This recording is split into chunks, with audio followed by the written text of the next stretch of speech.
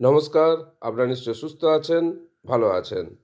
২০২৬ সালের মাধ্যমিক পরীক্ষার যে খাতা, সেই খাতায় একটা বিশেষ পরিবর্তন আনা হয়েছে। এই পরিবর্তনটা যে মূল খাতার ফার্স্ট পেজ তার ব্যাক সাইডে একটা ইভ্যালুয়েশন কেজিং শিট প্রিন্ট করা হয়েছে এবং তাতে লেখা আছে not to be used by examinees, অর্থাৎ পরীক্ষার্থীরা এখানে কোনো কিছু দাগ বা কিছু করবে না। খাতা দেখার সময় পরীক্ষক এটাকে কাজে লাগাবেন।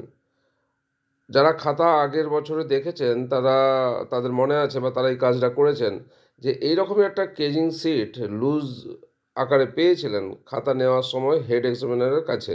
হেড এক্সামিনার আপনাদেরকে এই কেজিং সিট সাপ্লাই করেছিলেন এবং তখন প্রশ্ন উঠেছিল যে এরকম লুজ কেজিং সিট না থেকে মূল খাতায় যদি প্রিন্ট করে দেওয়া হয়। ২০২৬ সালের মাধ্যমিক পরীক্ষার মূল খাতাতে কিন্তু এই কেজিং সিট প্রিন্ট আকারে চলে এসেছে। এখন এটা কোনো সুবিধা করবে না অসুবিধা করবে সেটা পরের ব্যাপার। এবং এই কেজিং সেটে আগেরবারের মতোই প্রতিটি কোশ্চেনের প্রতিটি বিভাগের নাম্বার এখানে তুলতে হবে। এই কেজিং সিট কীভাবে পূরণ করবেন তার ভিডিও দেওয়া আছে, চাইলে দেখতে পারেন। তবে একের দাগের যতগুলো কোশ্চেন আছে অর্থাৎ 1.1, 1.2, 1.3 এরকম করে পরপর লিখতে হবে। তারপর যতগুলো কোশ্চেন আছে তার সাব যে ভাগ সেগুলোকে এই কেজিংয়ের মধ্যে দেখাতে হবে।